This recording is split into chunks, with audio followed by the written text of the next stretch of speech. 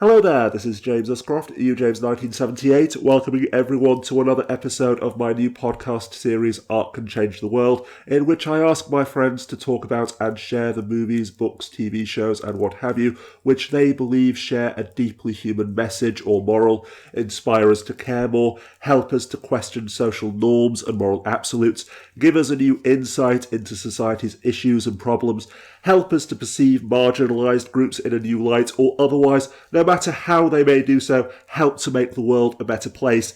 And in this episode, I am joined by my friend Gina. Hello. A YouTube dancer whose solo channel, as well as the link to her dance group's channel Helix, are listed down as the underbar, and who's recommended the 2004 Korean film Brotherhood of War.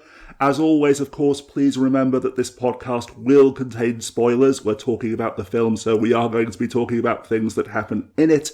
And although I have linked to a free copy of the movie with subtitles linked down as the underbar, so you can watch it first if spoilers bother you that much, I still ask everyone to please support the creators by viewing the film legally, as long as they are able to do so, which you should be.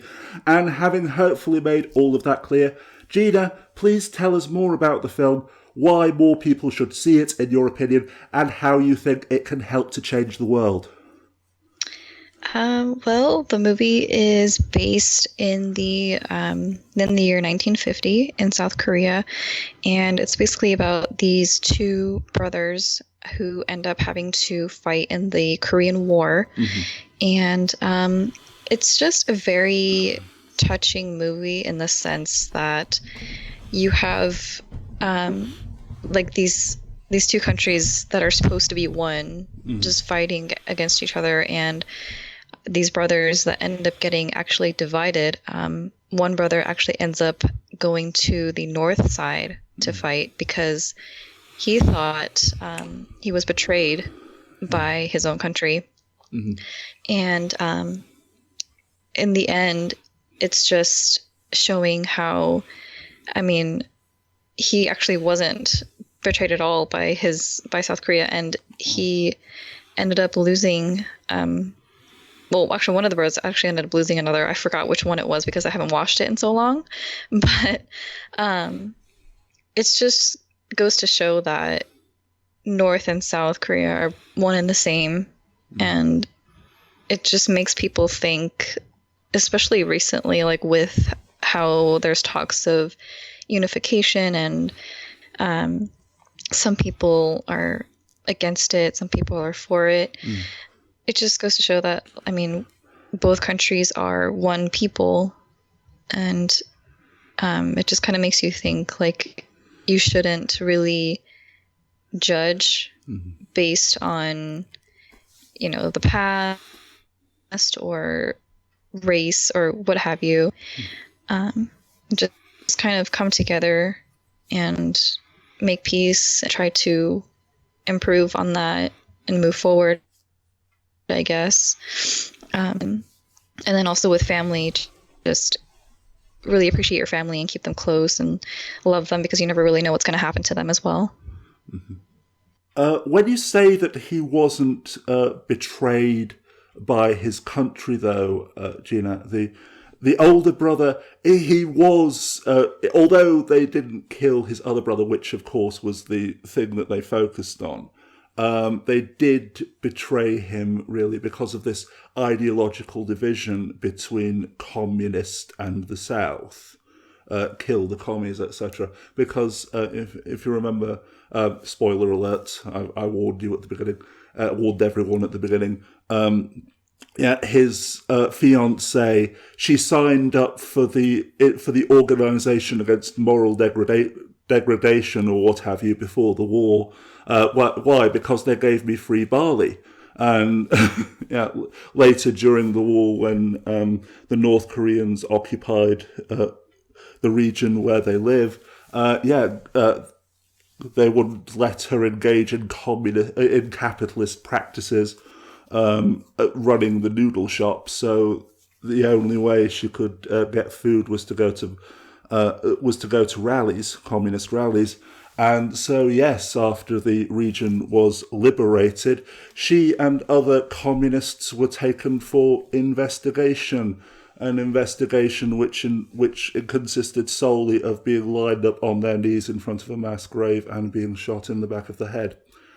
And so, yeah, whilst the point about the fact that, yes, the two Koreas are one, the division between the division between the two countries is entirely false. Caused solely by the rift between communism and American capitalism, to the foreign countries using the two Koreas as pawns, as bargaining chips. The thing that really struck me about the film was the fact that it not only didn't it shy away from the horrors of war itself, showing people being butchered, showing limbs being blown off by explosives, etc., but it also showed the war crimes of both sides. Because the older brother in the film, he starts off, well, if you are heroic and you win a medal, you'll be able to send your younger brother home.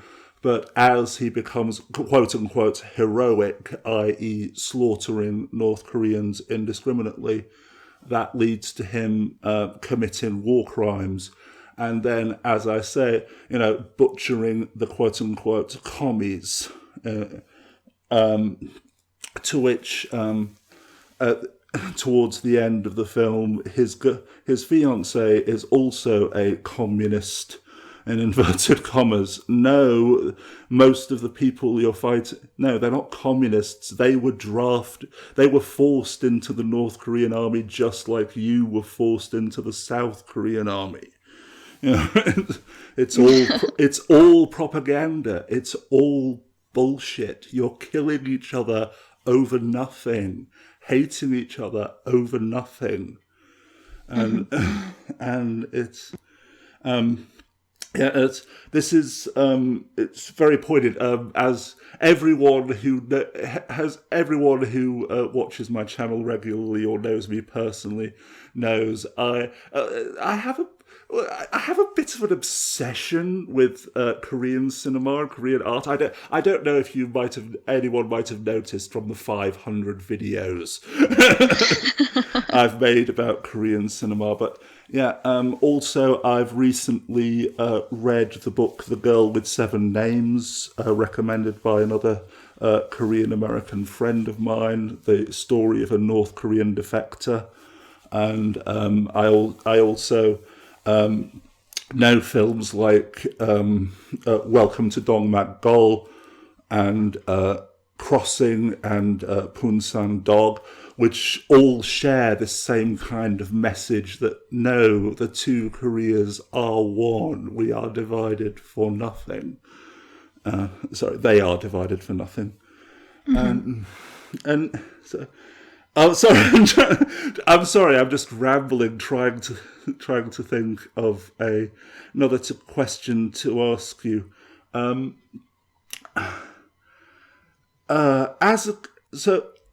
As a Korean American, can I just ask firstly, were your parents immigrants from South Korea to America, or your grandparents? Well, my mom, she was actually born in the countryside, so more down like south. I'm not sure exactly what part, but my dad actually, he escaped from North Korea with his family. Wow. When the war started. Yeah, so I'm technically, I guess you could say, both North and South Korean. Yeah. Yes, but one of the messages of the film, one of the messages of all of this art which has been created in the last few decades now is that yes, you are all North and South Korean, but I assume your dad was very young when his family escaped from the North, though. So Yes, he was very, very young. Yeah, so it would. He wouldn't be able to have provided you with much insight, but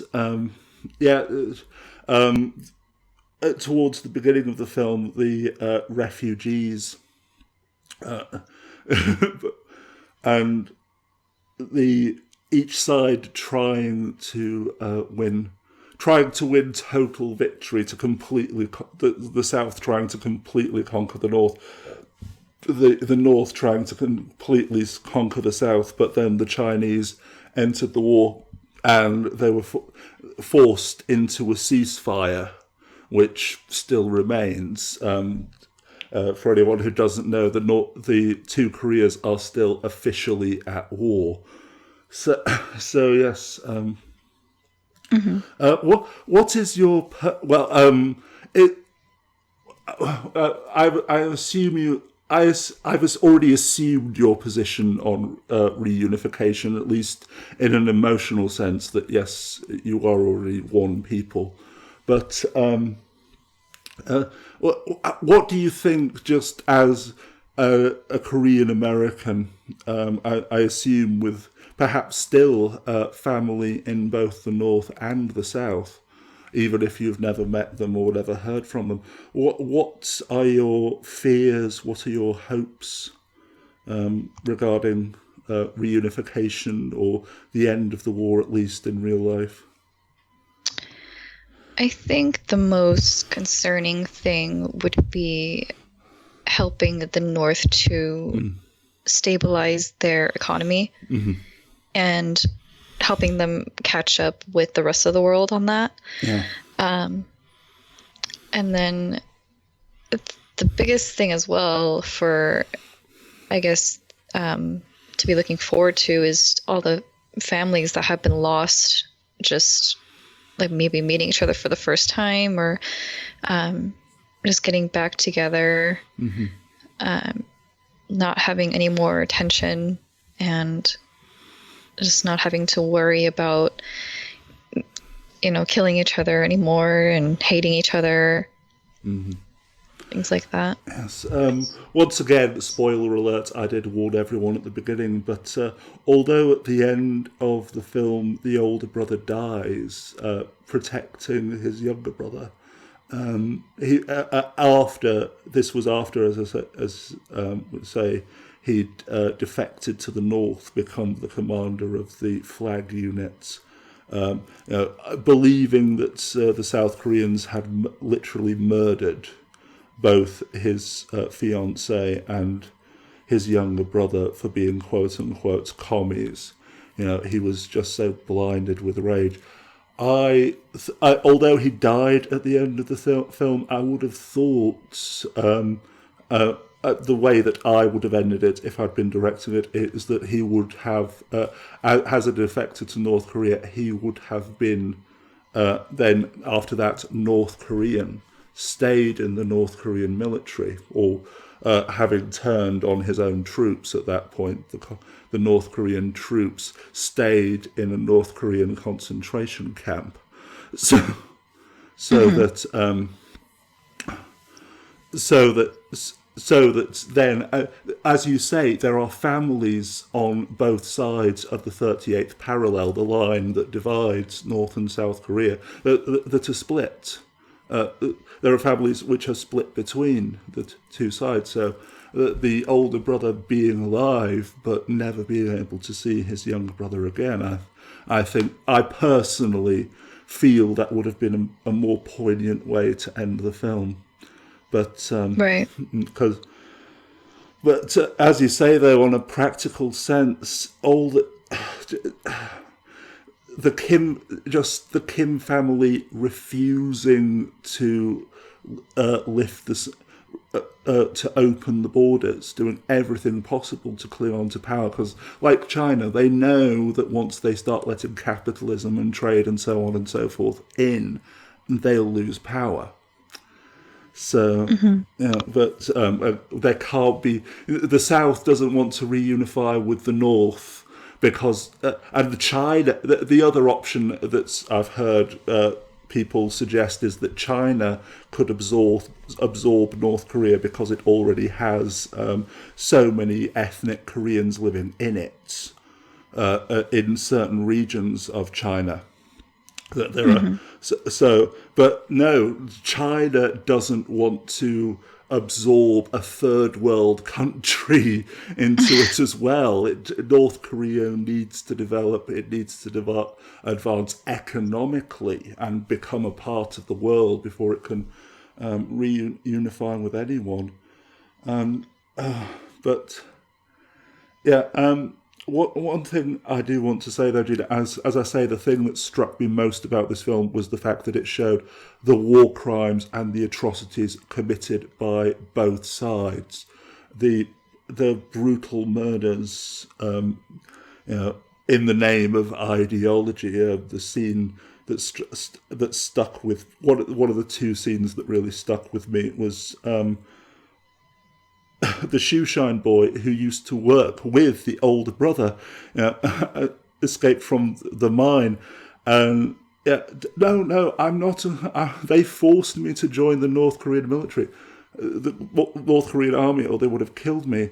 No, all I see now is a communist dog, and they were going to murder him as well. But the thing that strikes me, I think the reason why South Korea can make films like this is because the realization after decades of anti-communist propaganda, the hatred of both sides, finally realizing, no, you are one country.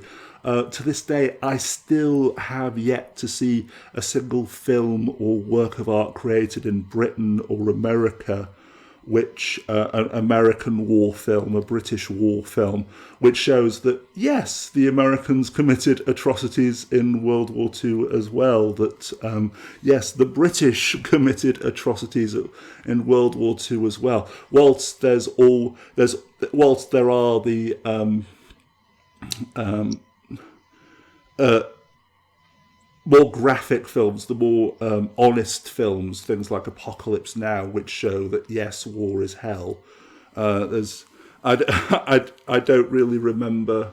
Maybe I'm wrong. Maybe films like Apocalypse Now do show this, but both sides being driven by ideology being just as bad. I think the younger brother does actually say, if we slaughter them when they're unarmed, we are no better than the communists. So, as I say, I think that. Sorry for once again I'm rambling. It's just an interesting point. I think America, Britain, when we look back on World War II and so forth, against the Nazis, to a lesser extent against the Japanese, were still, or in the War on Terror, were still blinkered by the arrogant conceit that we were the good guys and they were the bad guys. No, right. Yeah, no, these are people who most of the time were forced to fight, killing each other for basically nothing. Right. Killing each other because they were told to. So, but that is one important point. Would you happen to be a gamer at all, Gina? Would I happen to be what? I'm sorry? A gamer, play video games, first-person shooters. Actually, no. I'm really terrible at games, actually. The only person younger than me I've ever spoken to who doesn't actually play video games. But yeah, it's just what I was saying about the important point about this film being that both sides are guilty of atrocities. Both sides are, in inverted commas, just as bad as each other. I think that's important in the modern age when so many first-person shooter video games are going back to the old John Wayne days of rah-rah, kill the enemy, were the heroes, were the good guys, militaristic, patriotic tub thumping. A film like this really help. Regardless of whether you're Korean or not, I think a film like this really helps to open people's eyes. Right? Yeah, I definitely would. And once again, this is my problem with Korean cinema. I end up doing most of the talking because I'm so moved by it. But is there anything else that you would like to say about the film? Not that I can think of. I mean, I really do think that everyone should watch it at least once. It's a very moving and touching film that, I mean, I watched it when I was a teenager. I'm like in my early teenage years, and I mean, I was still in the stage of where I didn't really like being Asian because I, was bullied in school because of it, and so I kind of resented being Korean in a sense. But after seeing this film, it really opened my eyes to see like the history and just a glimpse of what my dad might have went through when he was younger. Yeah. And so it gave me a more of an appreciation for him and what he went through, and just the background of my roots. And so that kind of, I guess, was the starting point of me going on a journey to accept my background and kind of get a appreciation for it and just be more in touch with it. Yes, I think that's an important lesson for white people as well. We are not the center of the universe. There are films made outside of Hollywood because the very fact that we use the term Asian or Asian American. Have you seen how big Asia is? Korean, Chinese, Japanese. What's the difference? We've got all American school children can name all 50 states, but then the rest. Then there's Europe, and then there's Asia, and Africa's down there somewhere, and that's where the people who Trump hates comes from. Oh my goodness! Sorry. Oh, can I get through a single video these days without making a dig against Trump? But yeah. Well, that's as I say that. In spite of the violence, I wouldn't be surprised if this film wasn't shown in Korean schools, or I would actually recommend showing it in American schools, to be honest, to older teenagers if parents are really worried about the violence for the kind of reasons that you talked about, to as well as for the broader moral reasons, to help Asian American kids, Korean American kids specifically, to understand their roots better, to understand their cultural heritage and identity, but also, all of this history and so forth that I'm only learning of now, that I've deliberately gone out and chosen to try and find Korean films, Korean music, Korean culture, because we are so Western centric and so white centric. It is so amazing. I think the only reason we know about the Korean War is that America fought in it as well. But I'm glad to hear personally that this movie helped you to appreciate yourself, to feel more pride in yourself as a Korean American, in spite of the bullying and so forth that you suffered. And is there anything else you'd like to say before we go? No, that's about all that I had. Okay, so thank you very much for joining us and for sharing this incredibly powerful and moving and insightful film with us all. Please join us next time when we will be discussing. When I will be discussing with another friend another work of art which they believe can help to change the world. And until then, annyeong.